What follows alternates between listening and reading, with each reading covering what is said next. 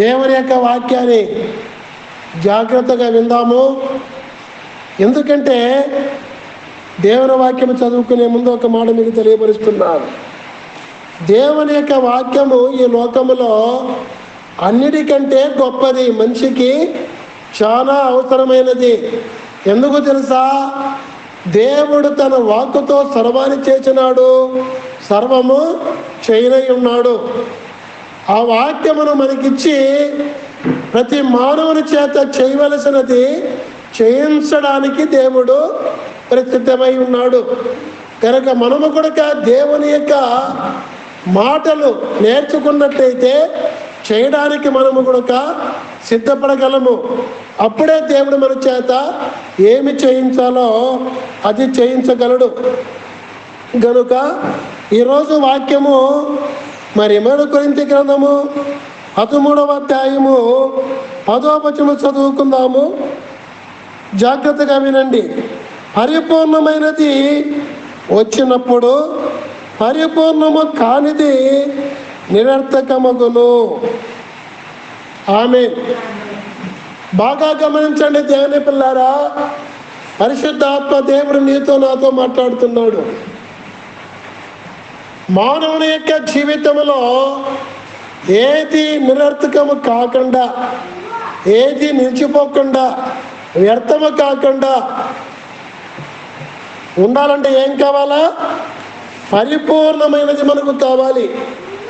అందుకే ఇక్కడ అంటాడు, పరిపూర్ణమైనది మనిషికి పరిపూర్ణత లేదు కనుక ఆ పరిపూర్ణమైనది నీలో వచ్చినప్పుడు పరిపూర్ణము కానిది నీలో నుండి వెళ్ళిపోతుంది. ఆ పరిపూర్ణము కానిది నీలో ఆగిపోతుంది, నీలో కొనసాగకుండా. అది ఆగాలంటే, నిరర్థకం కావాలంటే నీలోకి పరిపూర్ణమైనది రావాలా అని పరిశుద్ధాత్మ దేవుడు మాట్లాడుతున్నాడు. దేవుని పిల్లారా, బాగా గమనించండి. పరిపూర్ణమైనది కావాలంటే మనకు నేర్పేది ఏది ఉంది? ఎవరుండారు? ఎక్కడుంది అంటే ఎక్కడ కూడా లేదు. ఆ పరిపూర్ణమైనది ఒకే ఒక బైబిల్ గ్రంథము, ఒకే ఒక చర్చిలో, ఒకే ఒక యేసుక్రీస్తు ప్రభు నామమున పరిపూర్ణమైన దాన్ని మనము పొందుకోగలము. మనము కూడా పరిపూర్ణము కాగలము. లేకపోతే మనము పరిపూర్ణము కాని దాంట్లోనే ఉంటాం. పరిపూర్ణమైనదే మనము చేస్తూ ఉంటాం. అది మన జీవితము వ్యర్థము చేస్తుంది, అది మన జీవితము నిరర్థకము చేస్తుంది. గనుక ఈరోజు శాలకు వచ్చిన ప్రతి ఒక్కరము కూడా దేవుని పిల్లారా, మీకు తెలియపరిచే మాట ఏమిటంటే పరిపూర్ణమైన దాని గురించి దేవుడు తెలియపరచాలనుకుంటున్నాడు. నీలో ఉండే పరిపూర్ణమైనది కానిది పోవనట్లు పరిపూర్ణమైనది నీకు దేవుడు నేర్పాలని చెప్పి అనుకుంటున్నాడు. ఎందుకంటే నీవు పరిపూర్ణమైన దానికోసం చాలుకు వచ్చిండవు. దేనికోసం వచ్చింటావు? పరిపూర్ణము కాని దానికోసం చాలుకొస్తారు ఎవరు కూడా. అదేమిటి తెలుసా? ఈ శరీర మేలు మాత్రము కావాలని కోరుకొని చాలుకొస్తాము. ఏ మేలు? శరీరము యొక్క మేలకే మనం వచ్చాము. ప్రతి మనిషి కూడా వస్తాడు. కానీ దేవుని పిల్లారా, ఈ శరీర సంబంధమైన ఏది కూడా పరిపూర్ణమైనది కాదు. ఏది పరిపూర్ణమైనది అంటే దేవుని పిల్లారా, ఆత్మ సంబంధమైనదే పరిపూర్ణమైనది. అందుకే పౌరు భక్తులు అంటారు గలతీ సంఘముతో, ఎంతవరకు మీరు ఆత్మ సంబంధమైనది పరిపూర్ణమైనది మీరు తెలుసుకొని వింటూ జరిగిస్తూ వచ్చినారు. ఇప్పుడు పరిపూర్ణమ కాని దాని భిన్నమైన దాన్ని మీరు వెంబడిస్తున్నారే, అనుసరిస్తున్నారే అని చెప్పి అంటాడు. కనుక పరిపూర్ణమైన దాని గురించి ఈరోజు మనము ఒక 7 విషయాలు సమయాన్ని బట్టి ఎన్ని విషయాలైతే అన్ని విషయాలు మీకు తెలియపరుస్తాను, జాగ్రత్తగా గమనించండి. ఒకటి సంతోషం. ఒకటేమిటి చెప్పండి? సంతోషం. ప్రతి ఒక్క మనిషికి కూడా సంతోషము కావాలని కోరుకుంటాడు. ఆ సంతోషము లేని రోగము, ఆ సంతోషము లేకుండా చేసిన కష్టము, ఆ సంతోషము లేకుండా చేసిన ఏదో ఒక బాధ పోవాలని ఎక్కడా పోనందున ఆఖరికి చర్చికి వస్తారు. మొదటగా చర్చికి రావాలని నీకు పిలిచినా కూడా రా. అయితే వచ్చినావు, నువ్వు గొప్పవానివి, గొప్పదానివి. ఈరోజు వింటున్నావు, గొప్పవానివి, గొప్పదానివి.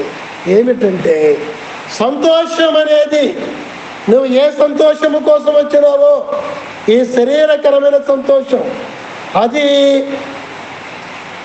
ఎప్పటికీ శాశ్వత కాలమైనది ఉండేది కాదు, పరిపూర్ణమైనది కాదు. అందుకే దేవుని పిల్లారా, ఈ సంతోషాన్ని గురించి దేవుని యొక్క వాక్యములో మనకు రాయబడిన మాట ఏమిటంటే, పరిపూర్ణమైన సంతోషాన్ని గురించి మనకు రాయబడి ఉంది. ఈ పరిపూర్ణ సంతోషము దేవుని ఇవ్వాలని మనకి వాక్యాన్ని నేర్పుతున్నాడు. చూడండి, ఒకటిగా మనము చూసినట్లయితే పరిపూర్ణమైన సంతోషం మనకు కలగాలంటే దేవుని పిల్లరా, ఆ పరిపూర్ణమైనది సంతోషము నాకు కావాలని ఏం చేయాలి తెలుసా? ఒకటిగా కోరుకోవాలంట. మత్తయి సువార్త 19వ అధ్యాయము 21వ వచనంలో చూస్తే అక్కడ ఒక మాటను చూడండి. మత్తయి సువార్త 19వ అధ్యాయము 21వ వచనము, 19:21. అందుకు యేసు, నీవు పరిపూర్ణమగుటకు కోరిన యెడల పోయి నీ ఆస్తి మీ పేదలకిమ్ము, అప్పుడు పరలోకమందు నీకు ధనము కలుగును.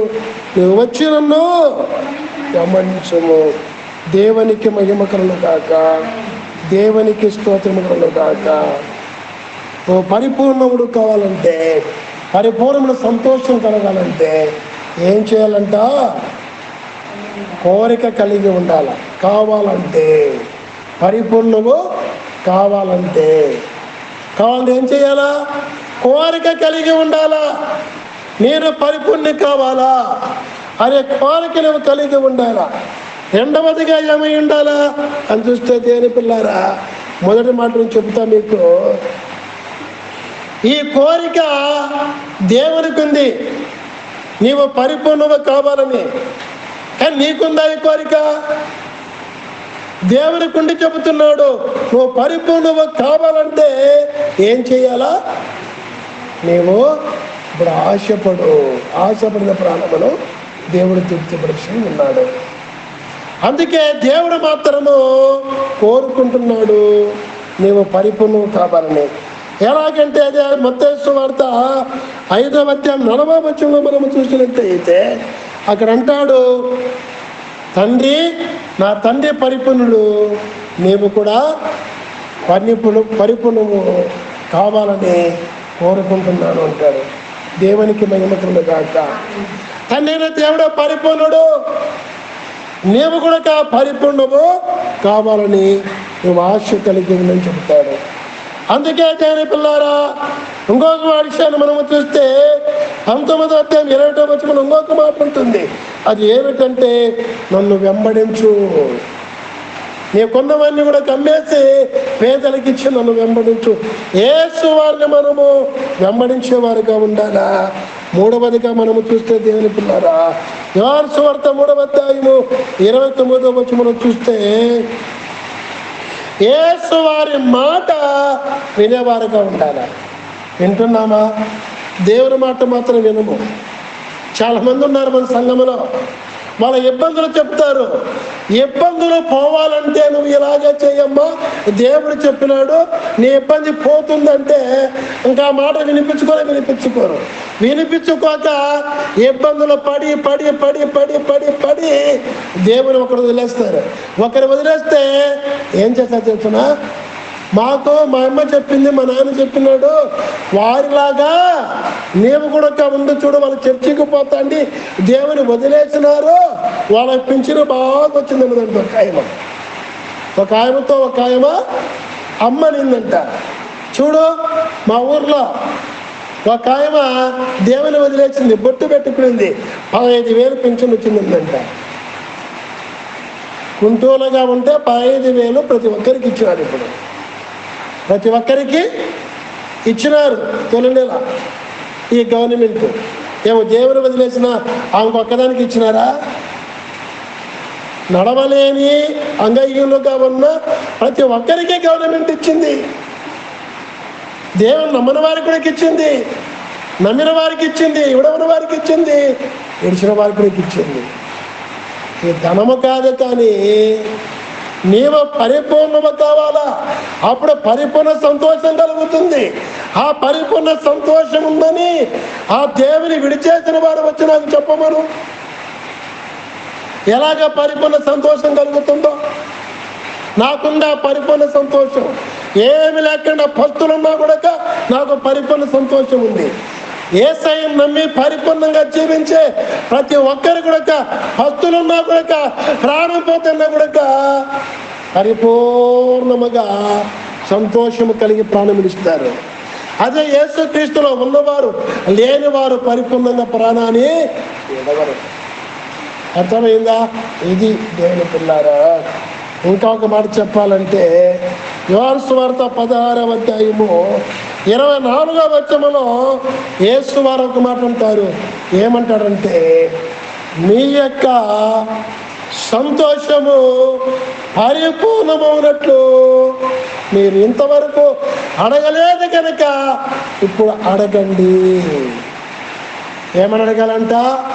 దేవా, నా రోగము బాగు చేయి, కష్టాలు బాగు చేయి, సమస్యలు బాగు చేయి, ఇబ్బందులు బాగు చేయి అడగచ్చు. కానీ నీవు ఎంత పరిపూర్ణుడువో అంత పరిపూర్ణంగా నన్ను కూడా చేయి ప్రభువా, నీలాగా అడుగుతున్నావా? అడుగుతున్నారా? నీలాంటి పరిపూర్ణత నాకు దయచేయని అడుగుతున్నారా? దేవుని పిల్లరా, అడగలేదేమో ఈ రోజు నుంచి అయినా అడిగేవారుగా ఉండాలని నేను తెలియపరుచుకుంటున్నాను. ఇంకా రెండవదిగా చూస్తే దేవుని పిల్లారా, విశ్వాసం అనేది 199 మంది కూడా ఉంటుంది. దేవుడిని విశ్వాసము 199 మంది కూడా ఉంటుంది. ఎవడో బుద్ధిహీనుడు దేవుడు లేడు అనేవాడు. అందరూ దేవుడు అంటారు, కానీ ఆ దేవుడు ఏమై ఉండాలా? పరిపూర్ణమైన దేవుడై ఉండాలా. ఆ విశ్వాసం అనేది మనకు కావాలా. పరిపూర్ణమైన విశ్వాసము లేకుండా, పరిపూర్ణమ కాని విశ్వాసం మనం కలిగి ఉంటే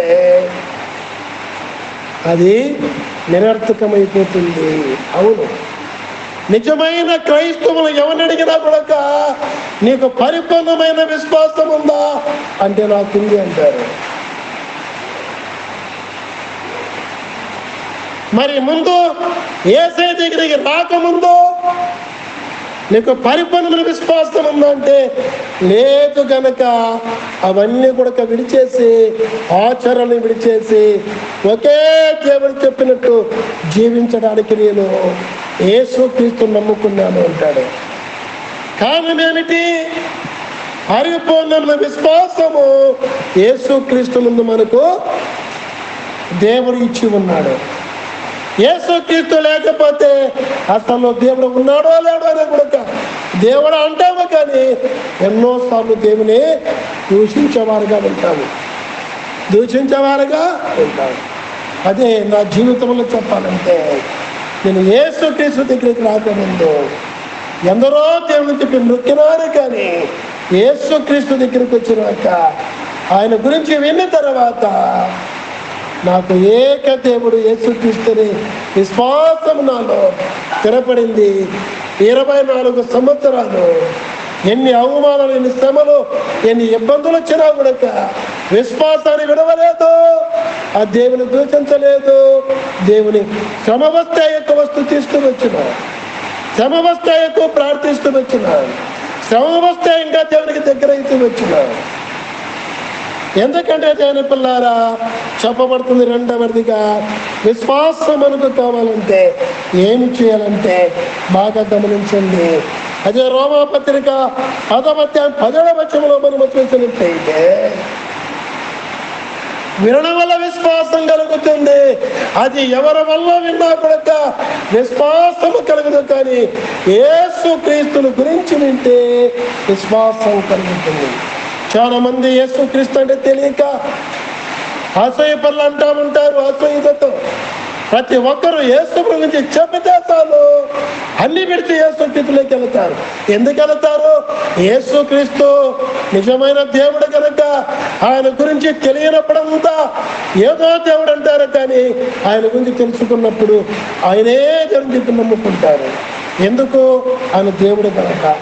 ఎందుకంటే దేవుని పిల్లారా, ఇంకా మన జన్మింపచేసింది దేవుడు, అలాగే ఆయన జన్మము కూడా ప్రత్యేకము. పాపము లేకుండా పుట్టాడు, పాపముతో పుట్టిన మనలను కొత్త జన్మ అనేది మనకు మానవులకు ఇస్తున్నాడు. రెండవదిగా ఆయన జీవించిన జీవితాన్ని బట్టి మనం చూస్తే దేవుని పిల్లారా, పాపము లేకుండా జీవించినాడు. ఈరోజు యేసుక్రీస్తు దేవునికి నమ్ముకున్న నిజమైన క్రైస్తవుల జీవితాన్ని పాపము లేకుండా జీవింపజేస్తున్నాడు. మూడవదిగా చూస్తే పాపల కొరకు ఆయన మరణించినాడు. ఆయన తెలుసుకొని నమ్ముకున్న వారు పాపాల విషయంలో మరణించి శవములాగా పాపము చేయకుండా బ్రతుకుతున్నారు. అలాగే ఇంకా మనము చూస్తే దేవుని పిల్లారా, 4వ చూస్తే ఆయన పునరుద్ధానుడై 3వ తిరిగి లేచినాడు. ఈరోజు పునరుద్ధానుడై తిరిగి లేపుతాడని, లేచిన నన్ను కూడా లేపుతాడని నమ్మకముతో యేసు ప్రభువు యొక్క రెండవ రాకడ కొరకు ఎదురు చూస్తూ నిజమైన క్రైస్తవులు బ్రతుకుతున్నారు. 5వదిగా మనము చూసినట్టయితే దేవుని పిల్లారా, ఆయన ఆరోహణమైనాడు. రెండవ రాకలో వచ్చి నన్ను కూడా ఆరోహణగా తీసుకొని వెళతాడు. ఆయన కూడా విశ్వాసముతో జీవిస్తున్నారు. 7వదిగా అవరోహుడై ఆయన మళ్ళీ 7 ఏళ్ళు అక్కడ ఉంచి దిగి వస్తాడు. నేను కూడా దిగివచ్చి ఆయన 9 ఏళ్ళు భూలోకముల పరిపాలన చేస్తాను అనే నిరీక్షణ. ఇంకా ఒక విషయాన్ని చూస్తే ఆఖరి తీర్పు. ఏ తీర్పు చెప్పండి? ఆఖరి తీర్పు.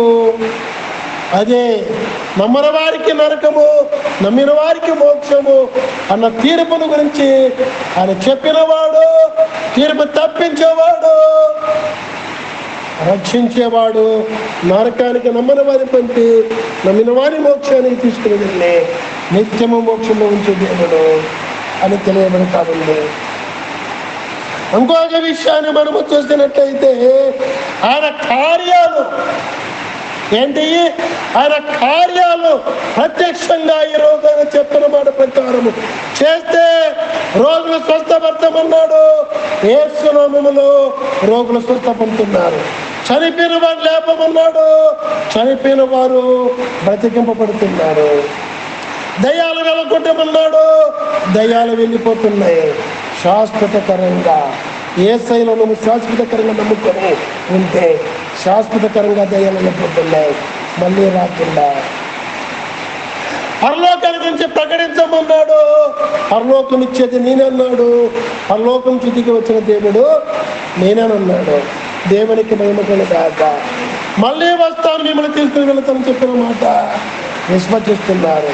ఇది విశ్వాసం. దేవునికి మహిమకలు కాక. అలాగే 3వదిగా మనం గమనించినట్లయితే ప్రేమ. ఈ నిజమైన ప్రేమ క్రీస్తులో మాత్రమే మనము చూడగలము. అందుకే అంటాడు 1 కొరింథీ గ్రంథం 13వ అధ్యాయము 2వ వచనంలో, ఈ ప్రేమ ఒకటి యేసుక్రీస్తులో చూడగలము, రెండవది ఆయన సంఘములో చూడగలము. ఎందుకంటే దేవుని పిల్లారా, ఈరోజు భారతదేశంలో మనుషులు నిజంగా జీవించడానికి కారణము ఒకప్పుడు విదేశాల నుంచి వచ్చిన క్రైస్తవులు, విదేశీయులు అని కాదు కానీ విదేశాల నుంచి వచ్చిన క్రైస్తవులు, విదేశాల నుంచి వచ్చిన బ్రిటిష్ వాళ్ళు భారతీయులను బాధ పెట్టారు, కానీ క్రైస్తవులు మాత్రం బాధ పెట్టలేదు. క్రైస్తవులు ఆహారం లేని సమయంలో పోషిస్తూ వచ్చినారు. ఆ రోజు గోధుమలతో గంజి కరువులో కానీ ఇంకా అనేక సార్లు, ముఖ్యంగా గంజి కరువు పెద్దలు చెప్తాంటే విన్నాము. ఆ గంజిని పోయడానికి ఇంకా రకరకాల మన భారతదేశానికి అలాగే ప్రతి దేశానికి పేద దేశాలకు సహాయం చేసిన వారు ఎవరంటే క్రైస్తవులు. అనాథ శరణాలయాలు, స్కూళ్ళు, ఇంకా రకరకాల రోడ్లు, ఇవన్నీ కూడా క్రైస్తవుల ద్వారానే కలిగి ఉన్నారు. దేవుని పిల్లారా, లేనివన్నీ కూడా కొత్తగా ఈ లోకములో కలిగినాయంటే దేవుడు క్రైస్తవుల ద్వారానే కలిగిస్తున్నాడు. అందుకే వాక్యముతో సర్వాన్ని చేసినాడు. ఈరోజు వాక్యం నీలో ఉంటే నీ చేత కూడా చేయిస్తాడు. అలాగే ఈరోజు కూడా చేస్తూనే ఉన్నారు క్రైస్తవులు. దేవునికి మహిమ కలుగుగాక, దేవునికి స్తోత్రం కలుగుగాక. ఆ ప్రేమను మూడవదిగా క్రీస్తులో చూడగలము. ఇంకా క్రీస్తు యొక్క రక్తము చేత కడగబడిన సంఘములో కూడా చూడగలము. అందుకే అంటాడు, పరిపూర్ణమైన విశ్వాసము కలిగి ప్రేమ లేని వాడనైతే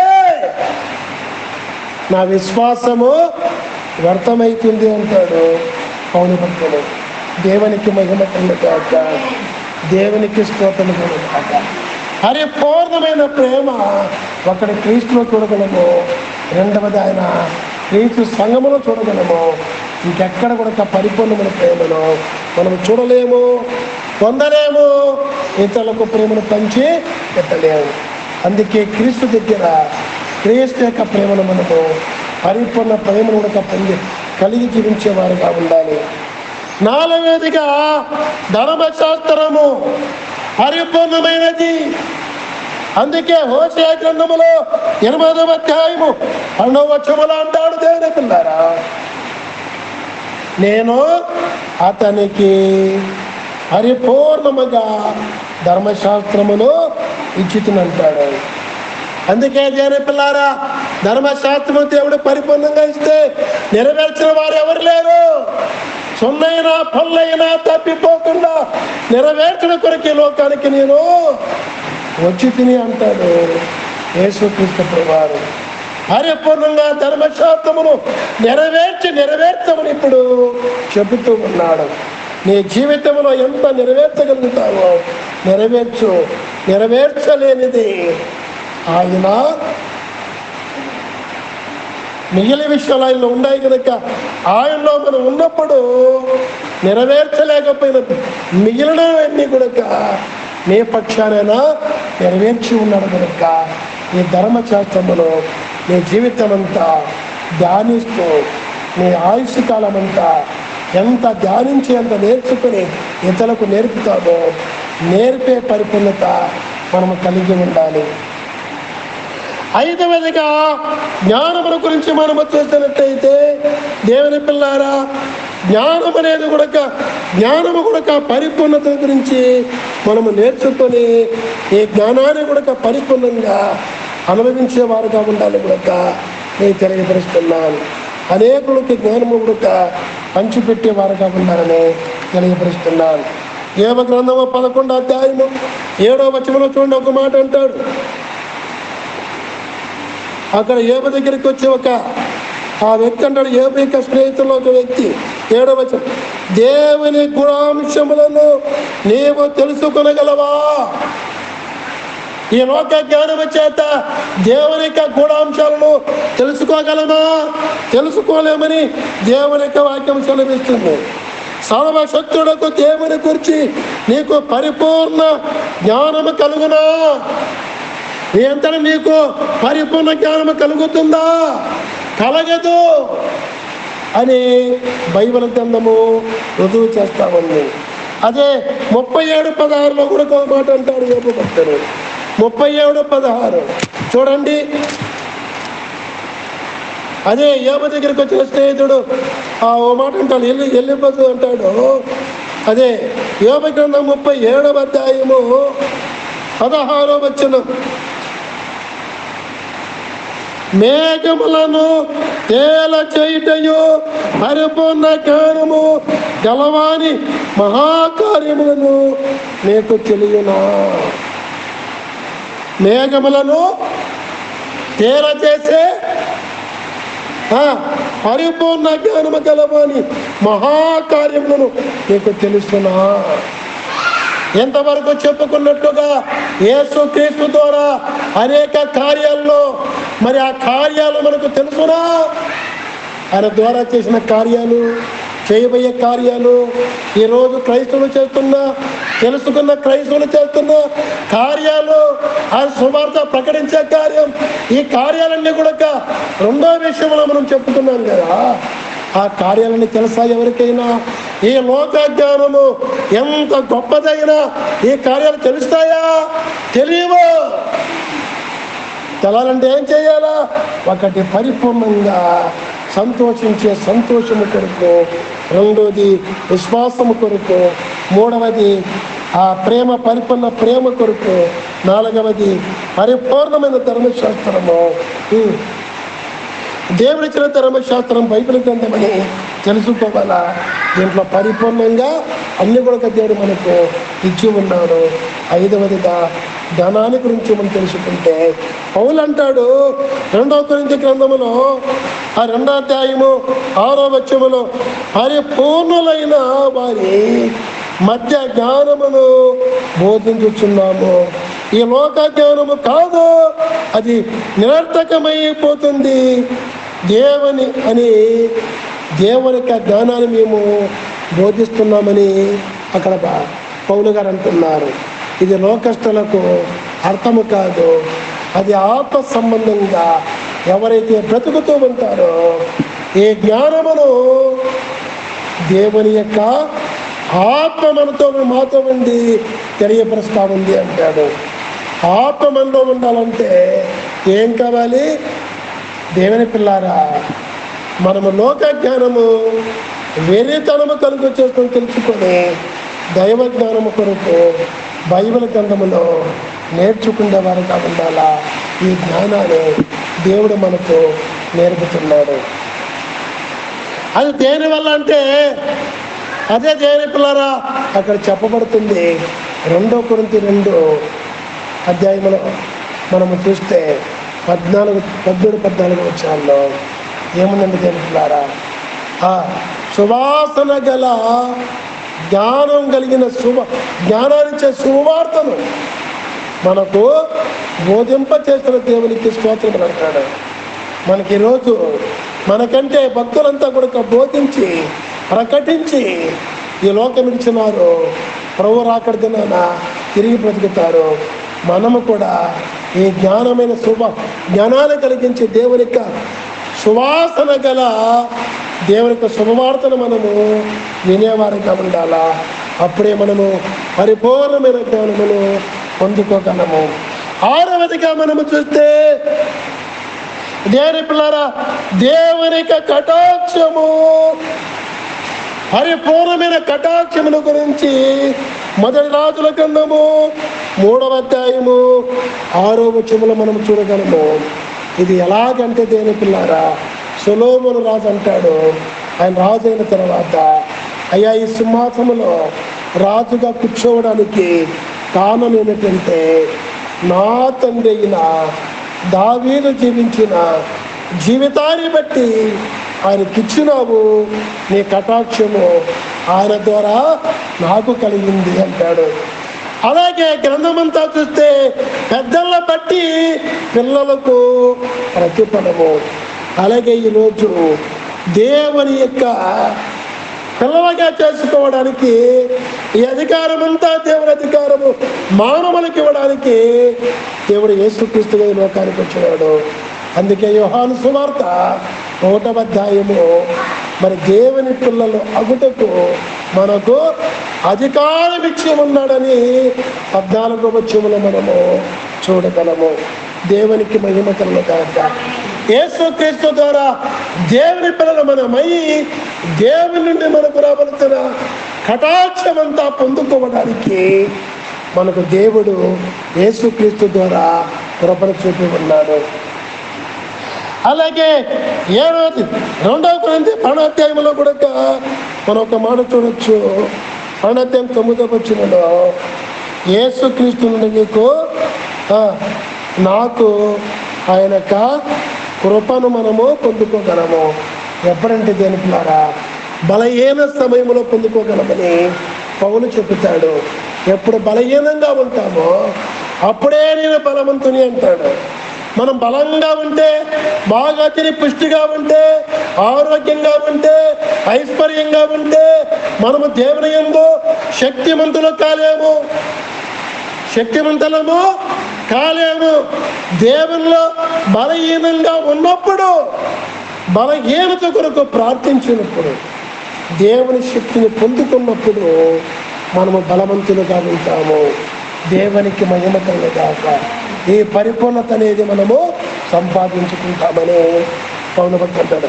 అదే కీర్తన గ్రంథం 52లో కూడా పరలోకము నుండి దిగివచ్చిన ఆ దేవుని నుండి కూడా చెప్పబడుతుంది. ఆ దేవుడు ఎవరంటే పరలోకం నుంచి దిగివచ్చిన దేవుడైన ఎవరంటే యేసు ప్రభువే. పరలోకం నుంచి ప్రకాశించు దేవుడు, పరలోకం నుంచి దిగివచ్చిన దేవుడు. మత్తయి 5:48లో, గలతీ 4:4లో కూడా దేని పిల్లరా.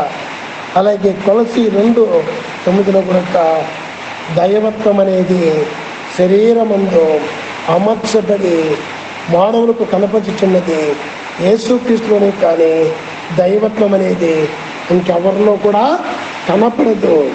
చూస్తే కనపడుతుంది.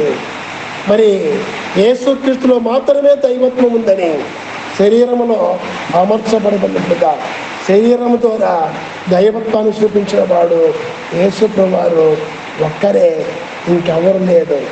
ఈ మాట అంటే అసూయత కలుగుతుంది. కానీ దేవుని పిల్లారా, ఏరే వారిని యేసు ప్రభువారిని పోల్చి చూసినప్పుడు దైవత్వం అనేది యేసు ప్రభువులో కనపడుతుంది, మిగతా వారిలో ఎవరిలో కనపడదు. ఎందుకంటే మనము మొదటి భాగం 2 భాగంలో చెప్పుకున్నట్టు, మొదటి భాగం 2వ భాగంలో చెప్పుకున్నట్లుగా దేవుని పిల్లారా బాగా గమనించండి. ఆ 3వ భాగం 2వ భాగం చెప్పుకున్నట్లుగా దేవుని పిల్లారా బాగా గమనించండి. ఒక యేసుక్రీస్తులో కాకుండా ఇంకెవరిలో కూడా ఈ గుణాలు కనపడవు. ఎవరెత్తుకున్నా మనలాగానే పుట్టినారు, మనలాగానే పెరిగినారు, మనలాగానే చచ్చిపోయినారు. వారి ద్వారా ఈ కార్యాలు ఏవి కూడా జరగలేదు. ఈరోజు యేసుక్రీస్తు ద్వారా జరుగుతున్నాయంటే పాపలాగా పుట్టినాడు, పాపలాగా పెరిగినాడు, పాపలైన మన కోసం చనిపోయినాడు, తిరిగి లేచినాడు, పరలోకానికి వెళ్ళినాడు, త్వరగా వచ్చుతున్నాడు, వచ్చిన రోజు నమ్మిన వారిని తీసుకొని వెళతాడు, 7 ఏళ్ళు అక్కడ ఉంచుతాడు, మళ్ళా అవరోహుడై ఈ లోకానికి వస్తాడు, 1000 ఏళ్ళ పరిపాలిస్తాడు. నమ్మి ఈ రోజు ఆయనతో కూడా జీవించిన వారు 1000 ఏళ్ళు పరిపాలిస్తారు ఆయనతో కూడా. తర్వాత తీర్పు తీరుస్తాడు, నమ్మిన వారు నరకములో వేస్తాడు, నమ్మిన వారి మోక్షములు వేస్తాడు. కనుక ప్రతి ఒక్కరము కూడా ఆయన తెలుసుకొని నమ్ముకొని ఈ పరిపూర్ణత బైబిల్ చదివి లేక విన్న ప్రకారంగా ఆయన కాకుండా ఇంకా ఎవరు లేడు పరిపూర్ణుడు, నన్ను పరిపూర్ణంగా చేసే దేవుడు ఆయన ఒక్కడిని తెలుసుకొని ఈ మాటలు స్థిరపరుచుకొని ప్రతి ఒక్కరు పరిపూర్ణులై ఇవన్నీ కూడా మీరు పొందుకొని పరిపూర్ణ సంతోషము కలిగి జీవించాలని, పరిపూర్ణంగా ఈ లోకంలో అన్ని విషయాలు జీవించాలని తెలియపరుచుకుంటూ సెలవు తీసుకుంటున్నాను. అలాగా జీవించినప్పుడు ఈ లోకంలో నువ్వు ఏ అవసరం కోసమో దేవుని మందిరానికి వచ్చి ఉన్నావో అవసరం తీరుతుందని యేసు ప్రభువారు భూలోకంలో ఉన్నప్పుడు మత్తయి సువార్త 6వ అధ్యాయం 33వ వచనంలో చెప్పి ఉన్నాడు. కనుక ఈ లోకంలో అన్నీ కూడా నీకు అనుగ్రహింపబడతాయి. పరిపూర్ణమైన జీవితాన్ని నీకు ఇచ్చి పరిపూర్ణంగా చేసేవాడు యేసు ప్రభు ఒక్కడేనని చెప్పేసి తెలుసుకొని ఇప్పుడు ఏం చేయాలా చెప్పండి? ఏం చేయాలా? 1 పరిపూర్ణ సంతోషం, 2 విశ్వాసం, 3 ప్రేమ, 4 ధర్మశాస్త్రం, 5 జ్ఞానం, 6 దేవుని కటాక్షం, 7 దేవుడు యేసు ప్రభువు వారే పరిపూర్ణుడు అని ఇప్పుడు ఏం చేయాలా? 1 చెప్పాలి. 3వ భాగం విన్నారు కదా. 1 కోరిక కలిగి ఉండాలా పరిపూర్ణం కావాలని. 2 ఆయన వెంబడించేవారుగా ఉండాలా. 3 ఆయన మాట వినేవారుగా ఉండాలి. మన జీవితంలో ఆయన మాట వినకుండా ఉంటే పరిపూర్ణ కాలేవు. 4 అడిగేవారుగా ఉండాలి. ఇంతవరకు మీరు అడగలేదన్నాడు కదా యేసు ప్రభు. లోకంలో అడిగినామేమో, ఈ రోజు నుంచి అయినా ఇప్పుడే అడిగేవారు, అయ్యా పరిపూర్ణ కావాలయ్యా, నీ ఒక్కడే పరిపూర్ణము, నన్ను కూడా పరిపూర్ణంగా చేయని ప్రార్థించేవారుగా ఉండాలా. ప్రార్థన చేసుకుందాం ప్రతి ఒక్కరు కూడా.